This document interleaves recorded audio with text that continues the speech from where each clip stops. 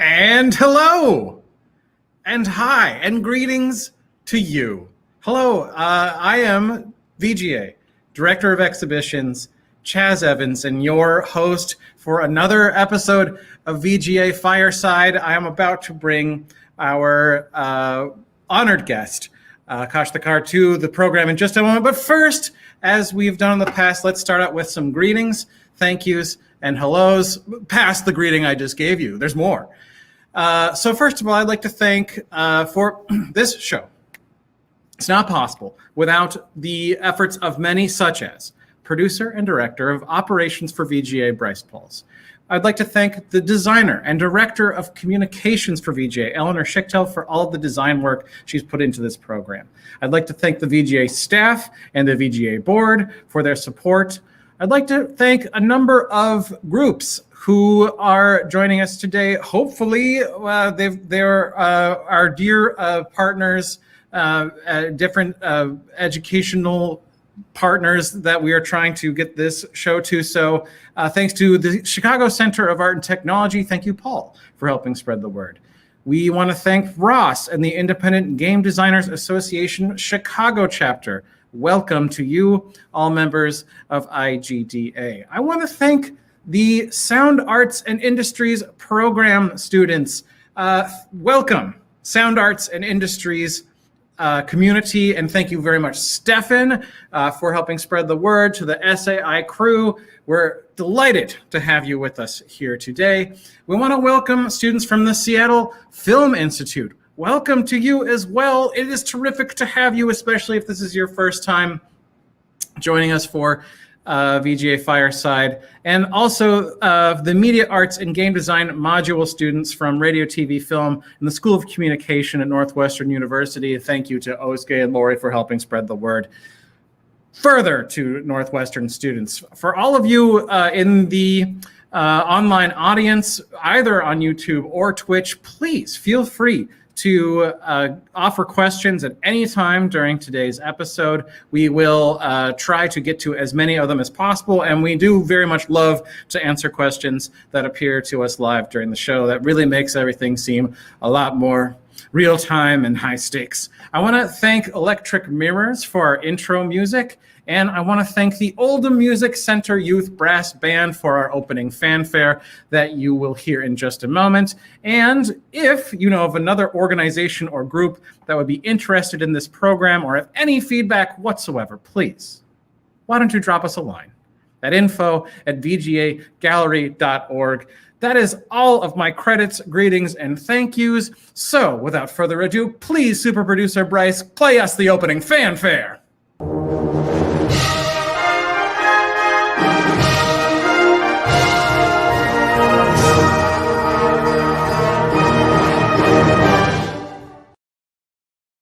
Yeah! Fanfare has been played, and this episode and session of VGA Fireside has officially begun. Let me introduce today's guest. Today's guest is Akash Thakkar. Thakkar is a composer and sound designer for video games, film, and animation. He has worked on such titles as Hyper Light Drifter, Concrete Genie, and Brass Tactics. He works to educate and mentor fellow game designers and composers, and if I do say so myself, is an incredible mini golf player. It is my deep honor and privilege to invite Akash Thakkar to VGA Fireside. Please help me welcome him. Hello, it's Hi. me. You're the master mini golf player. That's all we're going to talk about. Yeah, I think that, my spirit was there when we were playing mini golf last time, but maybe my score wasn't. Akash, it's so good to have you here. How are you doing? Oh, so good. Got my pink lights. It's good. It's going to be a good time. It's going to be a great time. Yeah. What do you usually? What's the pink light usually the strategy? Like, what are you trying to cultivate or incentivize when you've got the pink light going? I just match it to my outfit. So I got a pink shirt. Got pink lights. Okay, so it's not particular. It's just coordination. As we were talking about a while ago, never half-ass anything. Of course. Yes, we always make sure that it is 100% quality, especially when it comes to VGA Fireside. Yes. And your light is no exception. To the audience, again, please just keep the questions coming anytime that they arise from the spirit of inquisitiveness. But I'm going to we don't have a ton of time, so we should jump into talking about you and the things that you do, Akash. There's different people who are interested in getting involved with games watching this show. So let's just take it from the top. Akash, how did you get involved with sound making? How did you get involved with video game making? And then specifically, how did you get involved with video game sound making? Okay, cool. So it's a long and arduous process, and that's so common with everybody in games, I think, where some people fall into it, some people know that they want to do it for a really long time, and I am one of the people who, in a weird way, fell into it, but not unintentionally. So to elaborate on that more, I initially came to this field wanting to be a touring drummer. That was the thing. So I had hair down to my butt. You can Instagram stalk me or Facebook stalk me. You'll see pictures of me with the hair. Will do. And I wanted to be a touring drummer. That was the whole thing. I wanted to be a touring drummer who played metal shows. That was the thing. I always had played video games since I was 3 years old. Mega Man 3 was my first game. It's so good. And I never really put the two together until I actually ended up going to music school. And that's a whole story, being a son of immigrant parents and where your options are doctor, lawyer, failure, but then going to music school. And when I was there, I eventually ended up drumming for Nobuo Uematsu, the composer of the Final Fantasy games. So through that, again, there's a lot to that too. Yep. But after playing with him, my kind of mindset shifted from touring to, I want to be more like that guy. I want to make stuff on my own and be able to work from home and not tour and not be sleepy 24/7. That sounds really nice, because man, it's exhausting to do any sort of live performance, especially night after night after night after night. So those sorts of moments are kind of what pushed me to realize that it was even a possibility, because I never put two and two together at all until that kind of showed itself. And while I was at music school, this was a great reason to go. I was also surrounded by other people who also wanted to do similar things, whether it be film, games, stuff like that. So I could at least see, this isn't insane, because there's this at least small group of other people who want to do something in this zone as well. And that helped encourage me to get to that point as well. Terrific. So now that you've found a way to sort of reconfigure the spirit that brought you into drumming and gigging around, do you find that you have found a way to not be sleepy for a 24-hour cycle? That's my first follow-up question. I think so. I am one of those people who is so hardcore about health and wellness and keeping it balanced and stuff like that. So I figured it out. But I think for me, a big part of this is like, I never wanted to get away from the performative aspects of drumming. I realized that things like business and things like performance are things that will always interest me. And so long as I have an outlet for those, I'm fine. So long as I'm recording videos of me making sounds and putting them up on Instagram or YouTube, great. If I'm writing articles, great. So long as it's performative, I am happy with it. And that makes it so that anything from that angle is enjoyable. The cycle of performative things is coming, then the rest is just kind of details. Exactly. Right? Exactly. Yeah. Yes. The base layer of what is needed has been met, and you can just kind of enjoy the rest. Exactly. Right? Exactly. Can I follow up? I love the topic of balance and health when it comes to being in this field. Are there, especially because, there may be people who are trying to start out, and often when you're starting out, you feel embarrassed to just throw yourself on the line, right? And make yourself completely available and work every hour of your existence. What are some, do you have any rules of thumb, just hot tips for this kind of thing, just balancing out your life, especially when you're starting out in the field? Yeah, it's an interesting thing because I'm a weirdo in that balance to me is working a lot because I like it. There's an interesting thing where if you're actually enjoying the process, and I mean actually enjoying it, you're not like, there's no weird sick sense of pride of, oh yeah, I worked 18 hours a day. As soon as you're doing that, it's over. Like you're not spending your time or energy in a long-term thinking manner. But if it's the sort of thing where you enjoy it, then that's kind of where the balance comes into play. I think of it more, I'm lucky in that work and life are pretty much 100% intertwined, and both are great. So that is wonderful. But you have to kind of start thinking of it a way of like, how do I actually like spending my time, and what actually emotionally fulfills me? If it is actually, and this isn't common, if it is actually finding the work, doing the thing, and hustling, I hate that word, but quote unquote hustling, fine, then that's balance for you. If it is indeed like, I'm going to stop at 4 p.m. every day, great, freaking awesome, because you feel good the next day. Whatever makes you feel good the next day is balance, and it's different for literally everybody. Right. So there's a bit of self-knowledge that's important there, is like what actually is feeling good the next day, and then learning all the sort of elements that support that sort of thing. And so it's not as if you're saying, it's not as if work-life balance means, oh, you have to like bracket X amount of days to be sunbathing. Right. Yeah. Or X amount of hours, and right, or like that's what that means to some people. Like, well, right, you should force yourself to stop working. Right. No, like there's especially certain aspects of work that really do rejuvenate. Then you can invest quite a lot of time in those. Absolutely. Being able to identify those kinds of activities, those kinds of labors, the ones that drain and the ones that it takes time. Provide. Yeah, for sure. So you were on a path as a musician, and then got the opportunity to work with someone who bridged music and video games for you.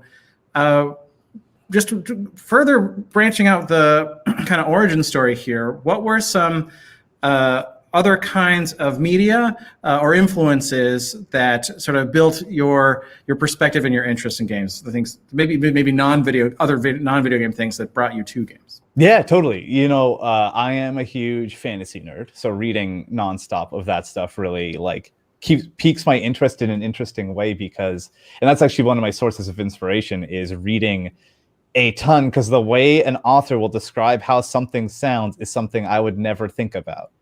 And I will start to make things based off of those kind of points of, if an author says this fireball sounds like XYZ, like, ooh, that's cool. I should think about that next time I make a fiery sound. Like, it's a weird source of inspiration that I really love. But on top of that, animation, always been a huge fan. That also kind of drove me into it. But a really big part, what was interesting, is I just wanted to gravitate to where people were cool. And I worked for a little bit in the film world doing stuff, and I've even worked on some Hollywood movies, and I hated it. It was awful. Like, it was awful. Everyone's mean. Everyone's 700,000 years old. No one's going to pay you. Like, it is very toxic in those fields. And when you go to games and comparatively speaking, you're like, everyone's friendly here. Cool. Like, they're at least more welcoming than a lot of other fields like TV and film. So that definitely pushed me further and made me feel a lot better about making that choice as well. That's terrific that you did it.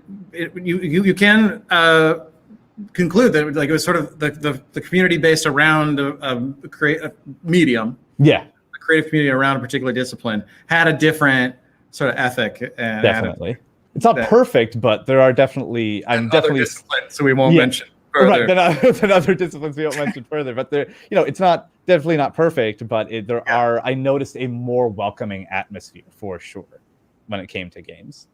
That is terrific. That experience brought you in. So I guess there's other. I do sort of want to tease out the sort of influences and origin stories, and we could do that all day. But I'm trying to keep myself on track for the sort of things that we want to accomplish in the time we have together. And it'd be interesting to be able to move on to process. Actually making a sound. And I wanted to ask if you'd be willing to do a demonstration live for us today, where you could take us through the process of how you go about creating a sound, and then we can ask more questions about what happened later. Absolutely. I'm going to share a screen with you, and it is going to be a very dumb process, which is good. That's the best part about working in sound, especially. I jokingly call it a joke job for clowns. Because it's the sort of thing where if anyone actually found out what we do day to day, maybe the money will stop. I don't know, but it is a good time. So let me share my screen here, and let's make sure you can see everything. Emphasizing the dumbness of the process is what we want to do the most. And that's what I'm doing. Yeah, don't worry. You didn't let that secret out here. Like, this is a very tight. It's a tight thing. No one will ever see this ever in a million years. All right. So you can see my screen, I'm assuming, with a little video screen of me blowing on a clarinet. But let's start with this. So I have 2 Instagram videos that I wanted to just kind of play with. So on my Instagram, I'll regularly post just me recording sounds, and they're often really silly because, again, I love the performative aspect of this. So I'm going to talk you through this. So this is me in a digital audio workstation called Reaper, and it is one of the most popular for sound designers and some composers too. Really, really popular, very cheap or free for a lot of people too. But first, what I want to do is I want to start with just some really dumb sounds. I want to walk you through how I think about what I even do when I'm thinking about how to make a sound or making something new, how I even think of that process. So I have 2 sounds here. I have me letting a balloon exhale, and it's the worst sound. And there's me squeaking on a clarinet. I don't know how to play clarinet. This is a clarinet a friend gave me. And this is the one note I know how to make on it. So great, amazing. So what I'm going to do is I'm going to play these. And just as a heads up, some of these might be a little loud, so I don't want to blow out anyone's ears, and they're very shrill, so heads up. So let's play this one.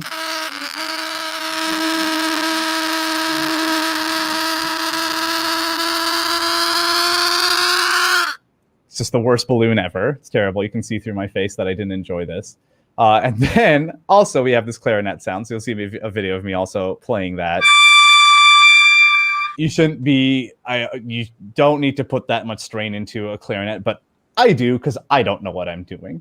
So I have these 2 sounds, and I want to make something with them. Who's to say?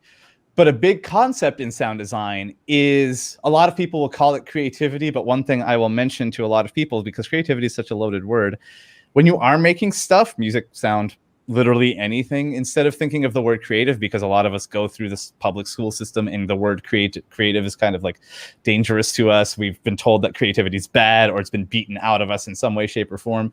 I prefer thinking of the word absurdity or absurd. So think, what is absurd? What's dumb?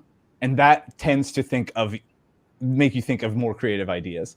So on top of these two, I'm also going to record some more sounds because there's a concept in sound design called layering. And layering is basically stacking a bunch of sounds on top of each other so that they sound unique in the end. That's kind of the whole point of this whole layering process. So what I'm going to do is I have right here, you see the camera here, I have an electric kazoo. So it's a kazoo with a little pickup microphone put into it, and it's plugged into my computer. You could literally hook it into a guitar amp. So that's something I'm going to record. And I also have this. This is an Aztec death whistle, and it is the most horrific sound in the world. So we are going to record some very dumb things, and then we're going to start processing these and layering them together and getting them to work together. We're going to use all four? We're going to use all four Fantastic. together at once. So what I'm going to start with is you can spell with one Z. I have no idea. But anyway, I'm going to record a kazoo, and the funnest part about this, let me actually make sure that's all here. The funnest part about this is that I can turn this stuff into anything with modern technology. It's so good. And hopefully the people who are out there who are like getting into this or interested in sound will see that most of this process is experimentation. It's not some calculated thing. I put these sounds in here yesterday because I knew I'd use them, but I don't know what I'm going to do with them. There's no final plan. We plan too much in our creative process, and hopefully this shows you that that's not 100% necessary. But I'm going to record this here kazoo. Let me just put this here.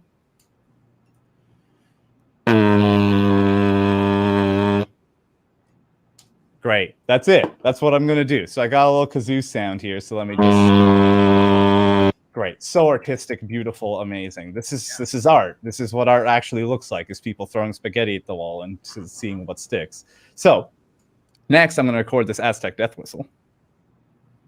Now, I'm going to warn everybody. This thing's going to be loud, and it's going to be very shrill. So I'm actually going to turn my mic down, record it, and then turn my mic back up because it's pretty rough. So just heads up.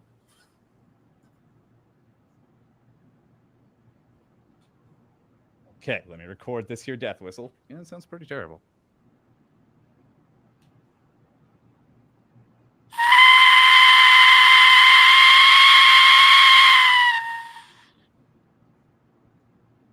Hideous. Well, like, don't call it a death whistle for nothing. Don't call it a death whistle for nothing. Apparently, Aztec soldiers would all line up and blow this as they were charging the enemy, so it'd scare the hell out of them. I see why. I get it. So we have these four sounds, and I'm going to take this kazoo and this death whistle. I'm just going to turn those down so it doesn't hurt anyone's ears. Turn off record on here. So we have these four sounds now. When I'm sitting down in this process and thinking, all right, it's time to make something, there are a few places I tend to reach for just to start things and try things. Before that, I'm just going to cut this so it's, there's less dead air between all of it. It's all nice and clean. Great. So just kazoo, and we have... Ooh, you can do so much with that horrible sound. Oh, you can do so much. So I'm going to do a little test.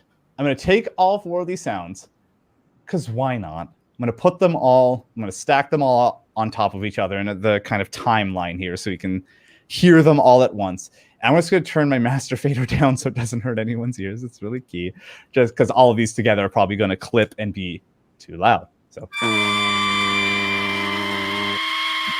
terrible, just awful, wonderful. That's how we want to start. That's how we want to start, is this absurd kind of blend of sounds. And I didn't even actually intend this. It's all kind of wind blown bass sounds. I actually didn't even think of that, but here we are. We have a theme. Fantastic. VGA, beautiful. So let's start with each of these individually. Now, when I'm starting a process, I'm just making stuff. I often will just make stuff to put in my sound library to reach for later. If I'm doing this, if I'm sitting down and doing this, few things I'm going to reach for. Common techniques with sound are very common ones that basically everyone uses daily are pitch bending, so changing the pitch, reverb, so adding some space to it, making it sound like it's in a big old room, time stretching and time shrinking, and I'll show what that visually looks like, but basically making a sound stretch or shrink to take up more or less time. And also tons of other ones like filtering and EQ and reversing. Reversing is a really popular one where we just play the sound in reverse. But those are ones that I tend to reach for. Pitch shifting and reversing and time stretching and time shrinking. Those are really, really common. Reverb, also very common. So let's start with those. Let's just see what happens, because again, it's a really common process. So I'm going to add some pitch shifting to this first balloon and just see what the hell it sounds like. So I'm going to add, there's a plugin, and you'll see this in basically any audio softwares. There's some way, they're all a little different, but there's always some way to change the pitch of that sound. Basically all of them have it. So you're here in Reaper. This is what it looks like. I have this pitch shifting plugin. And what I'm going to do is I can shift this up in pitch by 24 semitones, which is 2 octaves if you're kind of musically inclined, or pitch it down by the same amount. Let's just hear what it sounds like pitching down. I really like to pitch shift things down. So that's hilarious. That's a dumb sound. So that's it. It's a very rude. It's just a long fart. It's great. So great, cool. We pitch shifted this down. Let's see what it sounds like up. It's probably going to sound really weird if we pitch shift it up. Alien, artifacty, strange. Great. A fun thing about when we're processing sounds is that we sometimes intentionally introduce what's known as artifacts, which are kind of unintentional, in some cases unintentional, audio oddities that happen. So when you pitch something down or up or stretch it really, really far or just mangle it in ways that, you know, maybe it's not meant to be, quote unquote, we introduce interesting characteristics of that sound. So pitching it down, let's stay with that. And let's leave it at that for now. Mm-hmm. Cool. Great. So let's go on to the clarinet. Great. Cool. So that's this. Cool. Great. So just a fun little squawk here. So let's start with, I'm going to add reverb to this. That's a common thing that I mentioned earlier is reverb. So reverb is basically putting things in a space, whether it be artificial sounding or realistic sounding. And this is a plugin called Pro R by, who makes this? FabFilter. Thanks, logo. Basically, this plugin makes things sound like they're in a space. So what we have here are the default settings, and you're going to hear this instantly. If you're not familiar with sound terms, that's okay. But you're going to hear this right away that this is put in a space. And you know what? I'm going to turn this sound down because it might be a little loud. And you're just going to hear it linger, right? So that's what reverb does. Great. Okay. But with sound design, we can never say enough is enough. So what if we put a pitch shifter on it too? Let's do it. So I'm going to put a pitch shifter on there with the reverb as well. So what if I took that, let's pitch shift it down again, because that's just my preference. I always like pitch shifting things down first. It just always sounds more fun. Let's see. A cool kind of odd alien, maybe bell or whistle or alarm or something like that. Great. Cool. We already have a unique sound, and it only took 2 steps. Reverb, pitch shifting. There's my day. There's my day done. I'm just going to go to sleep and just ask for money. So great.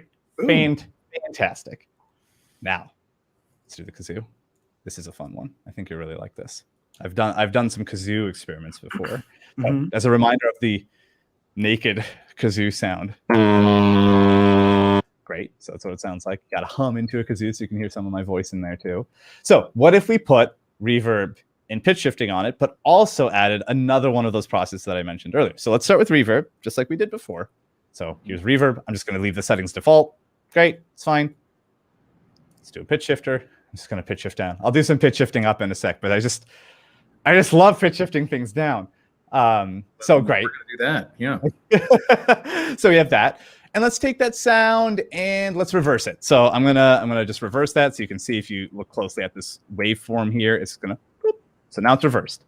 If it's playing in reverse, it'll sound a little bit different. It'll sound a little, and let me zoom in here to make it a little more clear for everybody. So that's forward. Now it's reversed.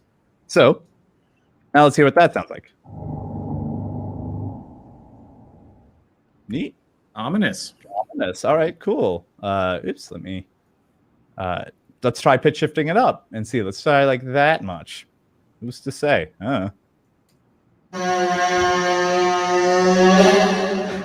Very odd. Not ominous anymore. So pitch has a lot to do with the final kind of sound. So let's pitch shift it down, but not as much as I did earlier. Maybe somewhere in there. Let's see what that sounds like. Oops. like that. Sweet. I like that. Almost vocal. It has some vocal characteristics. Mm-hmm. Great. Cool. Now the death whistle. Oh, the death whistle. Yes. So here, let's hear the sound on its own again, just so everyone is, remembers it. Just awful. So let's put a little fade out there. Yes, it is. Woo, it is something. I love this thing. It is. You can get them online too. You can just type in Aztec death whistle if you want to be a crazy person like me and just record those all day. Go right ahead. Log on to deathwhistles.net or whatever. Yep. Just deathwhistles.org.gov. And you'll get your .edu. You'll get your great death whistle sound, and it'll be perfect. So there we go. Okay, great. So let's go through some of the other common processes, and I'll go through some of them quicker. So I'll add reverb to this. Cool, similar to what we did. Pitch shifting. Let's pitch shift it up a little bit, and maybe I won't reverse this one, but I can also time stretch. So we talked about time stretching and time shrinking. This is what that is. So I can take a sound and really stretch it. And that causes a lot of interesting, like I mentioned earlier, artifacts, just odd audio things that pop up unintentionally, or in this case, intentionally, that affect the characteristic of a sound. So if I really stretch something out, it adds this kind of odd robotic cyber quality, electricity quality to it. So very cool. It sounds much more sci-fi when you do that. It's a very easy way to kind of reach for that very quickly. But let's stretching it out even more.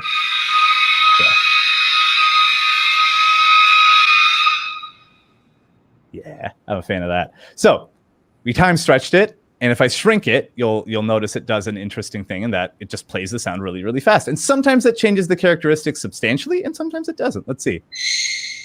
Ooh, I kind of like that. I like that kind of a bird squawk. Ooh, I like that. And the more I stretch it or shrink it, the higher pitch it kind of gets. I love that. All right, so let's shrink it. Actually, yeah, let's shrink it. Maybe a little bit like that. Okay, cool. So basically, I went through these sounds and did some processing to them. Now, though, that's not it. I wish it was. That'd be hilarious. It's like, well, it's my day. But what I'm going to do now is I'm going to listen to all of these at once. Let me just turn this down just a hair too, just in case. So I'm going to listen to all these at once. Amazing. So there's already some things in there that I'm sure, Chaz, you and I probably thought of different things of like, that's an interesting combination of things. Like some things probably popped into each of our heads individually of like, neat. That's a cool thing. So that's part of the process, right? Probably same with visual art is the art of noticing. I'm like, ooh, that was something very intriguing. So let's say this is like what I'm gonna work with. Like these are the 4 sounds. This is what I'm gonna work with. But I actually just finished working on a horror game. I can't say what it is, but very excited. So let's say I'm maybe making stuff for a horror game. Great, fantastic. So I'm going to stay in this zone. It's going to be like odd and horrific in this way. Great. Now, how do I turn this into anything worthwhile at all? So the first thing, like I said, is the art of noticing. And what I noticed, and Chaz, maybe it's different for you. I'd love to actually hear what you think. What I noticed was these 3 sounds, especially like these 2 right now, this wail and this growl. Yeah, combined in an interesting way. But if anything popped up for you, oh wow! Well, can we just hear the longer one in isolation right now? The top one. Oh yeah. It does kind of. It is that one. I'm going to agree with you actually, as opposed to have a different interpretation. That it is somehow saying I would like to do my own thing, and I'm not as much a part of a chorus. Sounds. I do think I would say, but to your point, when you were pitch shifting things up, there were several moments where I was like, well, that's hitting the spot. Yeah. So I'm glad you mentioned that because like every one of us is going to have different sensibilities too. Like we're going to have like you'll be like, ooh, that was neat. And that's what's so great about any artistic field is that we're all going to have different interpretations. Literally nothing I'm doing here is right, right? There's nothing right or wrong about any of this process. Right. Yeah. And I'm sure there are other sound designers out there who'll be like, what the hell is he doing? he should have reversed, like double pitch shifted, put a delay on. Like, I'm sure. I have no doubt. There's nothing right or wrong, but there are in fact interesting consequences, right? That happen in different moments of the process. For instance, like the fact that the death whistle, which used to be very, very stretched, now it's very, very short and sort of sounds like it's coming from some sort of sci-fi bird, right? The fact that that is at the beginning of the sequence of sound forms a causal relationship, right? Where it sort of seems like there was some kind of entity that made that sound, and the other things are because they happen later in time. They're like consequences of the first shrunken death whistle sound. Yes, yes, that's a really good way of putting it. You are far more eloquent than me, and I love it. I'm glad you're here. This is great. This is wonderful. I try to talk about art and stuff. Yeah, it's almost like talking about art and stuff is your job or something. It's weird. It's weird. And like analyzing it and being really good at it. Weird. It's just so strange. So here's some sounds. Great. Now there's some more advanced techniques I'd like to kind of dive into. Some fun ones that a lot of people, when I start doing them, you're like, oh yeah, I've totally heard that before in movies or games or anything like that. There is an interesting thing. Let's say we're in a horror thing and we want it to sound otherworldly, alien, different, unhuman, or inhuman, something like that.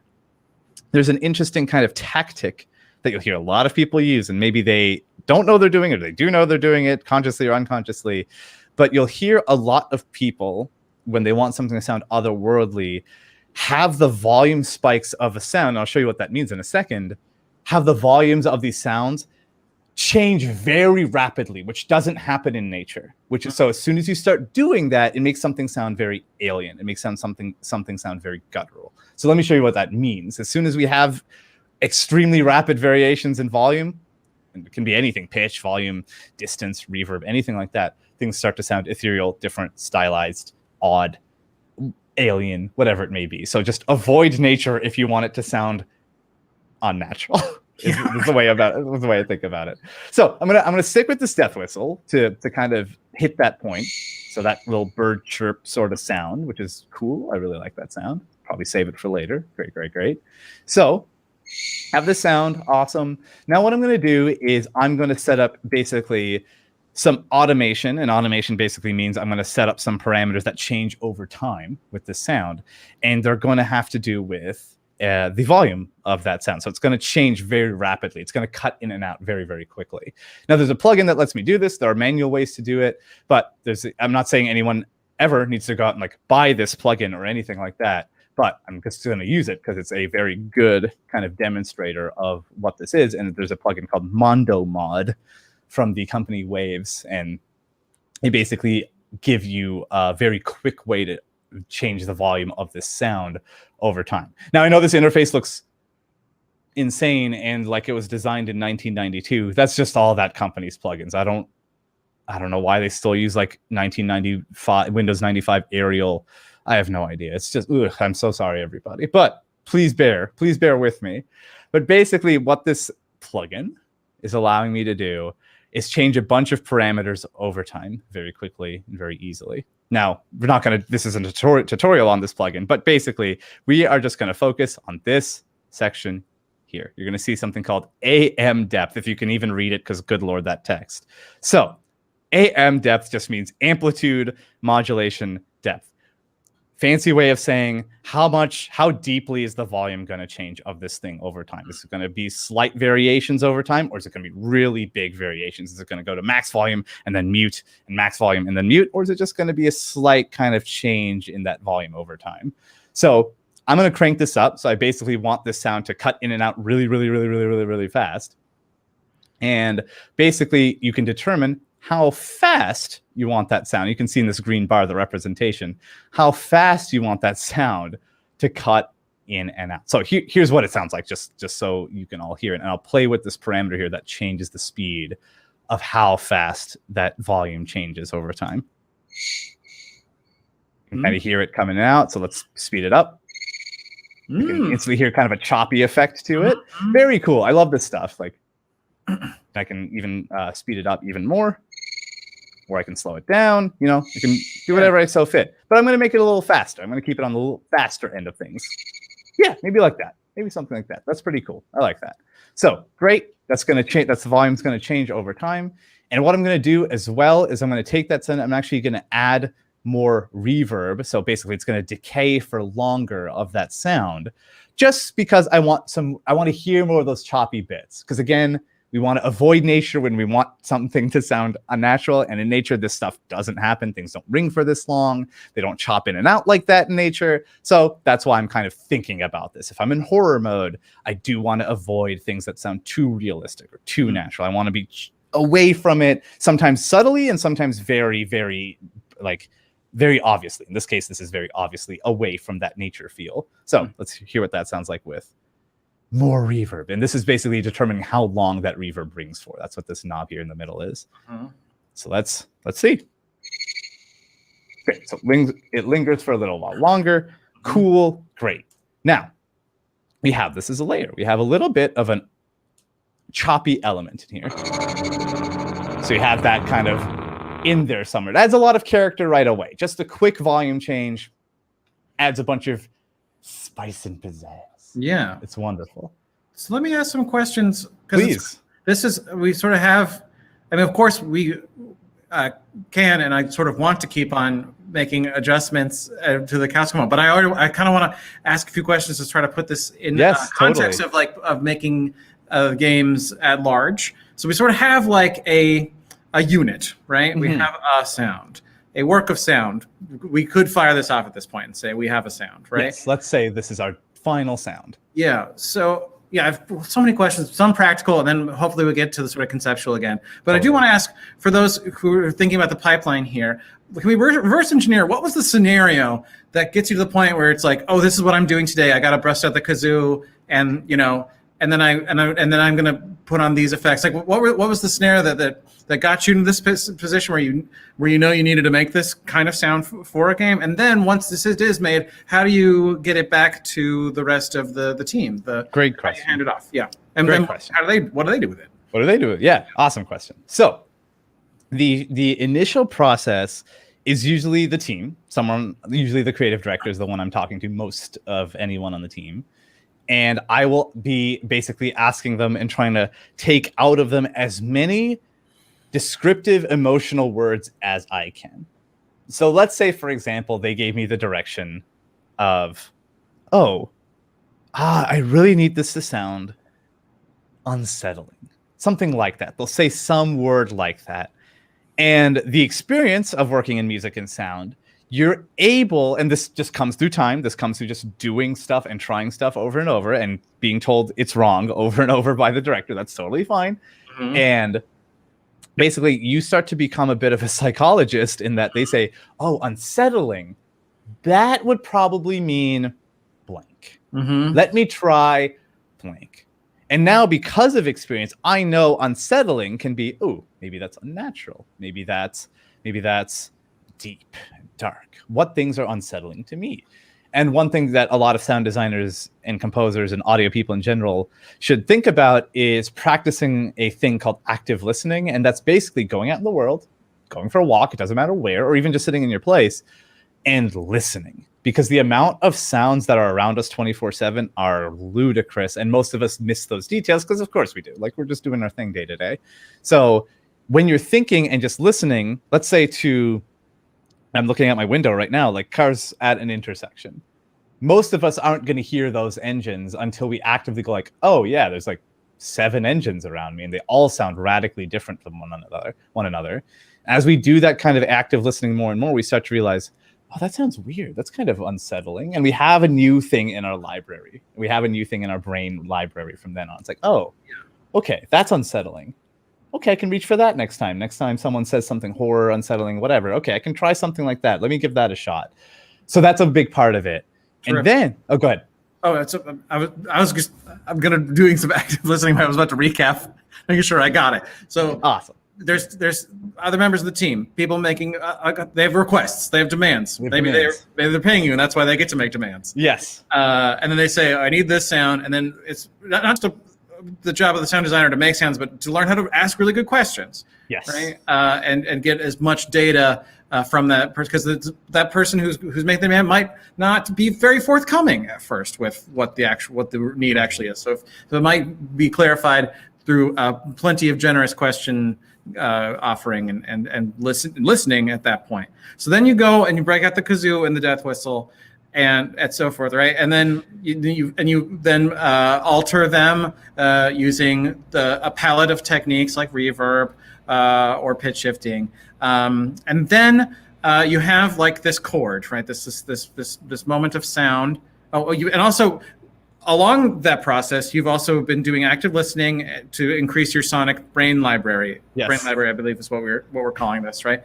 Just to make sure you're always filling yourself with what are the sonic options I have in existence, right? That's the boundary of what could be possible, but it's also like whatever you have experienced, right? So it comes from your own perspective in a certain way, and then it's time to give it back to Party A, who made the request in the first place. And this will tie into a question we just got from the audience as well. So it's about getting it back to the team and back into the game. But could you speak at all about middleware in particular, if anything you work with things like Wise or Fmod, these kinds of things? Absolutely. That's a super good question. So I have a sound, but now I need to get it to the people and get it into the game.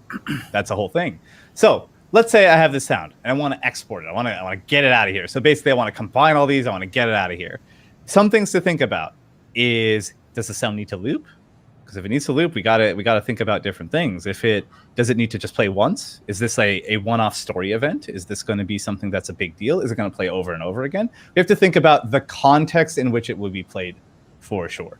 So let's say we have, let's just shrink this down so it's like similar lengths all across. Oops. Beep. So let's say we have this.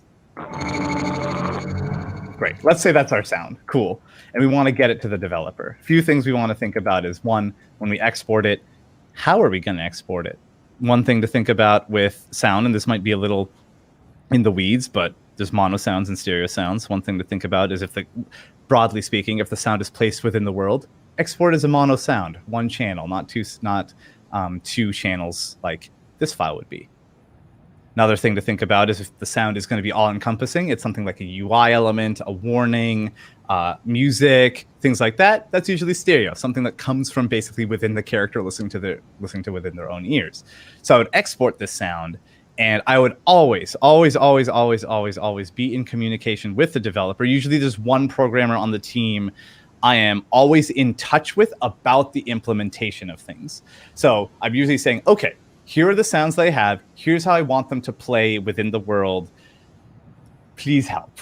So when you have things like middleware, things like Fmod, things like Wise, things like that, those save us a lot of time. So for those of you who don't know, they're basically pieces of software that can help us set up a bunch of logic inside of a program saying like, oh, when this plays, I want this to loop 10 times and then switch to this piece of music. And then when you're low on health, switch to this piece of music. It helps us set that logic up without needing to program. And then the programmers can kind of take it from there and do the job much easier. But I'm always, no matter what, middleware or not, if it's in the project, most of the time it is, and that's wonderful. It's much preferred. But even if it's not, I always find one point of contact, and I'm always talking to them about where each sound should go and how it's going to work and how it should work and how it should be played back. So if you're using a piece of software to help you with the process, likewise, still your conceptual focus is on the experience at the end of the line, right? Totally. That seems, concur with the philosophy of how you're going about Reaper here. We're dealing with Reaper, but what you haven't shown us how to Reaper, right? Right. You've shown us how to gather base materials of sound and then how to manipulate them to discover interesting meanings that stand out to you and are meaningful to you and hopefully to someone else, right? So we could call, we have a lot of terms for that, but I guess the point I'm trying to make is that I see very clearly that drop menus are not what's important here, right? And the software, of course, is complicated and it takes its own time. Right. But what helps the amount of time is that you can prioritize what you need to learn about the software itself by sticking to these fundamental things of what you're actually trying to do. Just get the sound, manipulate the sound, export the sound, right? Totally. Exactly. That's much more simple than what the layout of Reaper looks like. And totally. Yeah. Yes. And there's an interesting thing with basically any artistic field is that you can be prescribed on what to do up to a point, and then you just have to go on your own. Like you cannot beyond a certain point be told, like if once you get to intermediate or advanced, then it's just figuring stuff out and experimenting. So you get into this, and then it's just time to play and see what's up and think of context a lot. A lot of games are about context. You got to think, how is the sound going to be played back? It's a huge part of it. Yeah. Right. So middleware, it's part of the life cycle here, but not the point. Exactly. Yes, exactly. It's a nice thing to know because it can give us some new tools. It can free up time from the programmers. Great thing to know. Here's an interesting. I'm gonna get another question from the audience here, which is it dovetails with one thing I wanted to ask as well. I'm gonna summarize the question if you'll forgive me, audience member. But what is the minimum amount of information that you need when you get started on a project? Like, what can you start working on before you have that conversation where the question phase has to happen? And I guess I would like to expand this question also to just like, say you don't even have a project right now, but you want to start doing this, right? Totally. Like, what is the minimum is the word here? What is your base layer of stuff? And I don't want to make that specific only to gear, and I don't want to make that only specific to skill. Yeah. Like it is a melange of those things and something else, right? So how do you get to this place where you feel like, yes, I am ready to play? How do you get to that place, and then how much of that base layer can you start working on before you've even gotten your task, your direction? Such a good question. All right, so a big part of it is I try and get as much info out of the dev as I humanly can to get me started. Sometimes, like you kind of mentioned, sometimes they'll be like, I don't know, just do a thing. And sometimes they'll have a ton of different stuff. But I will still mine as much as I humanly can until they just can't tell me anymore, because there's always something interesting that comes up in their description of something that I never considered, ever. So a good example is that for Hyperlight Drifter, Alex Preston at one point offhandedly said Neon Nightmares. I was like, ooh, that's awesome. So that really stuck. Or for example, with developers, they don't necessarily have to be sound savvy for this. So they might say something like, I really don't know what this needs to be. Like they just, okay, that's totally fine. There's nothing wrong with that. At that point, you just ask, how does it need to feel? That's it. You just ask something like that. Or an equivalent is equivalent that I really like to ask if someone says, I don't know what this needs to be. I'll always ask something like, well, let's pretend that you knew. What would that pretend answer be? Everything unlocks for them. So get as much as you can, but if you're doing your own thing and just practicing or whatever it may be, you're just making your own, you're just doing stuff.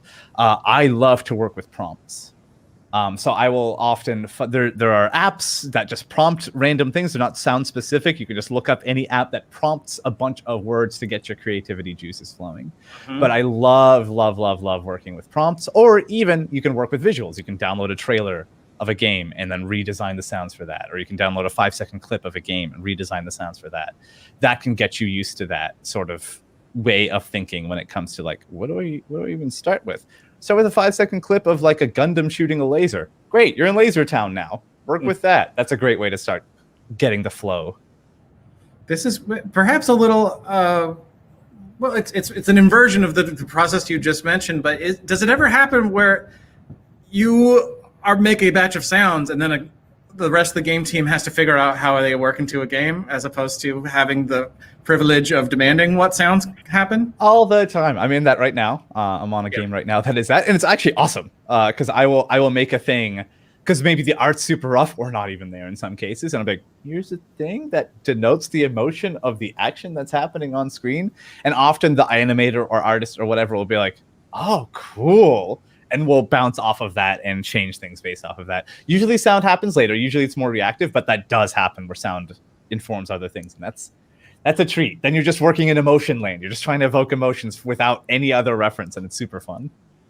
It's a particular research interest to find. I got to co-curate an exhibition for VGA with Stefan Moore, a brilliant sound artist who we were thinking about, well, what happens when that relationship gets inverted, where the main goals are determined by like what is active listening, and then also like what is play when it is active listening, as opposed to playing and then receiving sounds. So it's good to know that that part of the process is still alive and well in your corners of this field. Wow. Oh man, there's so much more to talk about. I wanted to talk about absurdity. Maybe I just wanted to bring up the word absurdity again, how much I appreciate that that's part of your philosophy, because it's very much part of mine, I think, as well. But it has been used to generate momentum and energy for things totally not sound-based, right? I love it. It kind of offers like a breakage in reality, or what is pedestrian. And for some reason, for me also, then says like, oh, now I finally have the stuff I want to work with, because I found out that something was ridiculous, very, very funny, or very, very stupid. Some I don't know if that works for everyone. I feel like it ought to. I hope it works for most people. I'm not sure. I'll still recommend it if people are stuck. I'm just echoing that part of your the conceptual start of things that you described when you're doing the demo. I want to recuperate a question from earlier, which is it's like a career-oriented question. The question with the audience is, what is your ultimate career goal? Or generally, how do you structure your career goals and targets? Yeah, so that's a great question. So what I like to think about is that I'm actually hearing a lot of echo, by the way, just a heads up. Oh, it's gone. Never mind. All is well. Great. Okay. So what I like to think about is I'm very lucky. I'm at a point where, work is stable and it's going well and it's great. So all my goals now have to do with helping other people. That's it. Because none of what exists now with like YouTube and stuff like that existed when I was getting into this field.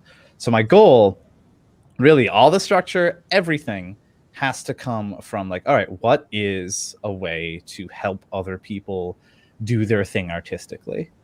Whether that be doing the things in public so people can say, ooh, I wonder if I could do that too. Just like kind of I had when I was in college.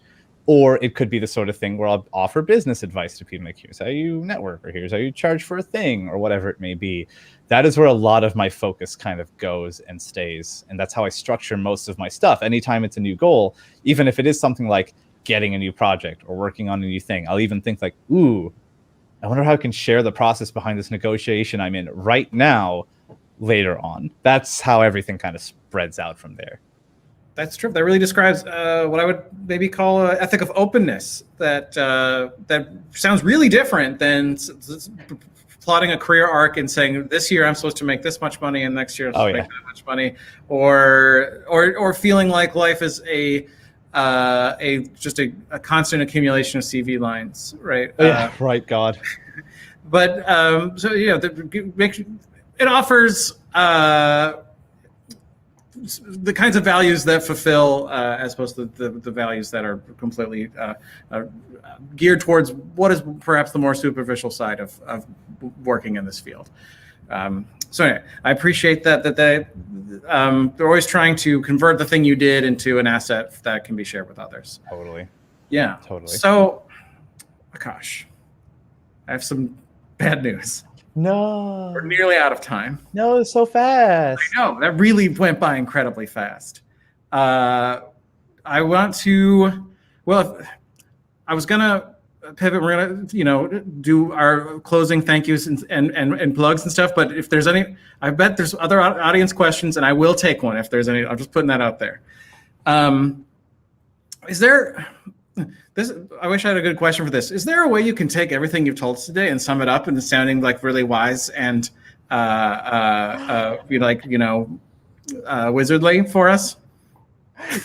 I will do my best. Basically, practice absurdity and don't worry about any sort of dumb result that you come up with, because honestly, that's where the best stuff comes from. I've never had anything in my life, career-wise or otherwise, be like, oh, I'm glad I planned that out start to finish in a very serious way and it worked out great. It's always been, that would be stupid. What if I did it? And it worked. So this model of thinking about art making in any form where it's like, I am the lone genius who just stares to the corner of the wall until this perfect vision of something appears to me, and then I just mindlessly work my way to that thing. Let's get away from that, is what you're saying. Let's just drop that sort of like the lone brilliant genius model of our thinking, and instead, please allow yourself to try things out. And I think it's definitely a truthism, or a cliche says like let yourself fail. It is also it's true though, but it's more than just like letting yourself fail. It is it's finding moments of excitement and joy, like in the what we did with the death whistle just from earlier. I think that's a perfect example. Yes, I'll always remember the joy that I found in your death whistle, Akash. I think you hit on something really cool though. It's like when we become pros at a thing, it's really easy to lose joy in something. I've seen this in tons of professional musicians too. They're amazing, but they're like, I'm kind of bored now. And remembering that joy you had when you were 15 doing the thing for the first time is crucial to keeping it going. Indeed. Find those core drives, keep them fresh. Well, those are some excellent themes to conclude our conversation, but we have more to do. We have more responsibilities before we're allowed to leave the internet. So those things are plugging, Akash. This is an online conversation. Things must be plugged. I don't make the rules, okay, but you got to plug things. I got to plug things. We actually have a plug question from the audience. How do we get into the Slack /premium course you offer? Oh my goodness! So you can start your plugs there and other things you'd like to plug. Amazing. So I have a huge community. I think it is now the biggest in the world of game audio people. So I'm really happy about that. And I'm always there to help people. But basically, if you join my newsletter, you're on the waiting list for that. So that is one thing I will plug. Is if you go to my website, akashthakkar.com, there will be a sign up for that newsletter. If you're interested in breaking this field, I share all sorts of tips on the sound, business, life, creativity sides of things to help you kind of break in. That is my main plug. Also, I got to, because I'm a millennial, follow me on that good Instagram, just Akash Thakkar Audio. If you just Google Akash Thakkar or search Akash Thakkar on Instagram, I'll pop right up. Isn't that good? I love it. I'm in heaven over there. It's the opposite of Twitter. Everyone's nicer. Yeah. God bless it. Any games you want to play, people should be playing out there? I have one upcoming that I can talk about. The rest are all secret. But We Are OFK. It's kind of a fun musical interactive series that I'm working with Teddy Deef on, who is he's the kind of co-creator of Hyperlight Drifter. So we're working on a fun interactive music series called We Are OFK. So fun. What a treat. Sounds terrific. Check it out. Watch out for that one and all of the rest of Akash's secret projects.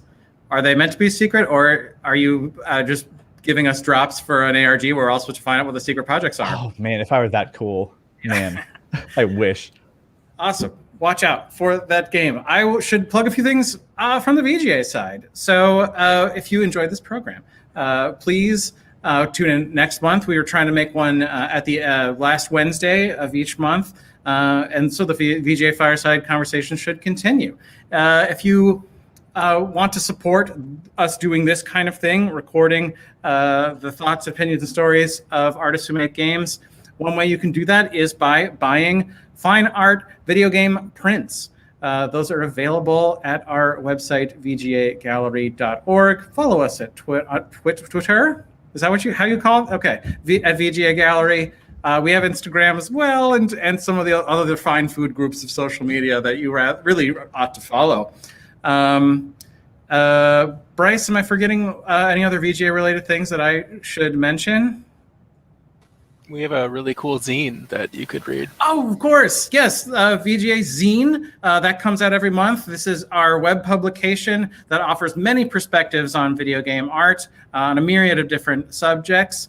So if you're interested in pitching an idea for VGA Zine, the information for how to do so is on our website.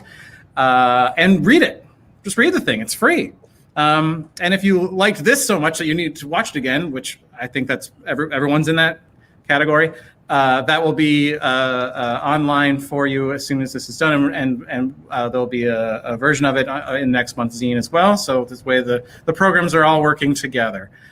Thank you so much for these well wishes from the audience. I'm going to once again, because gratitude is the true path, I'm going to thank the producer and director of operations for VGA, Bryce Poles, for all the hard work in making this show come together. I want to thank our designer and director of communications, Eleanor Schichtel, for all the excellent design work. We want to thank the VGA staff and the VGA board. We want to thank Chicago Center for Art and Technology. Thank you, Paul. We want to thank the Independent Game Designers Association Chicago chapter. Thank you, Ross. We want to thank Sound Arts and Industries program at Northwestern University. Thank you, Stefan. We want to thank students from the Seattle Film Institute. Thanks for joining us. We want to thank Media Arts and Game Design module students at Radio, TV, Film at the School of Communication, Northwestern University. Thank you, Oscar and Lori. We want to thank Electric Mirrors for the very groovy and peaceful music. That was our intro music. We want to thank the Oldham Music Center Youth Brass Band for our rousing fanfare. And as I said earlier, if you know of an organization or group that would be interested in this program or have any feedback whatsoever, why don't you just drop us a line at info@vgagallery.org. We sure would love to hear from you. Is there anything else, Akash, before I take us home with my legendary sign-off? I love it. That sounds great. All good. Okay.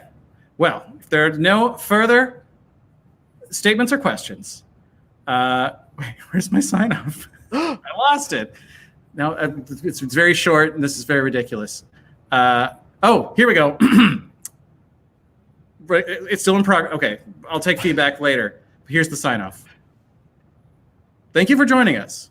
And from all of us at VGA Fireside, please stay warm.